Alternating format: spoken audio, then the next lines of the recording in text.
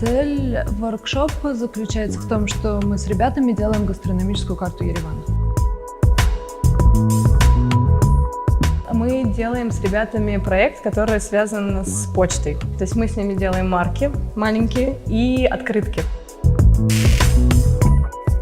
Мой воркшоп связан с созданием персонажей, но это не обычные персонажи, а мы вдохновляемся темой природы. И я придумал эту тему, потому что до этого я был в Армении примерно 9 лет назад, и меня очень поразила природа и разнообразие природное.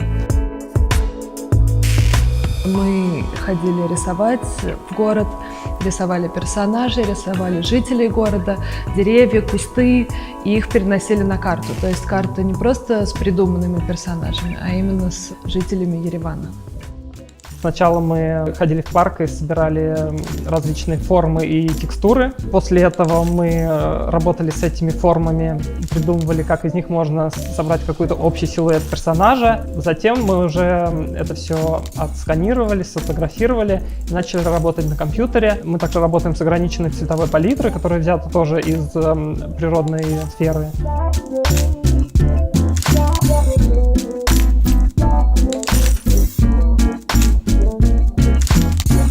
Мы сходили в ботанический сад, вырезали разные формы цветов, растений и организуем их потом в открытке, такие немного абстрактные, интересные, странные цветы, которые вдохновлены ботаническим садом Еревана.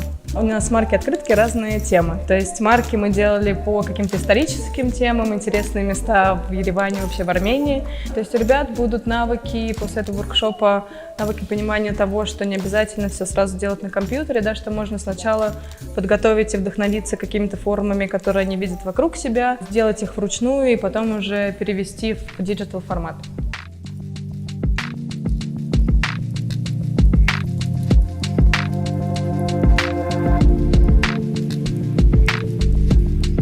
Они, собственно, начали с того, что отрисовывали дороги, подписывали дороги, то есть там есть часть рукописного шрифта. И, собственно, последний элемент карты будет установка вот этих пинов. Финальным результатом работы студентов будет огромная карта 1,5 метра на 2,5 метра. Она немножко будет похожа на ковер, на такой армянский, с огромным количеством деталей и элементов его.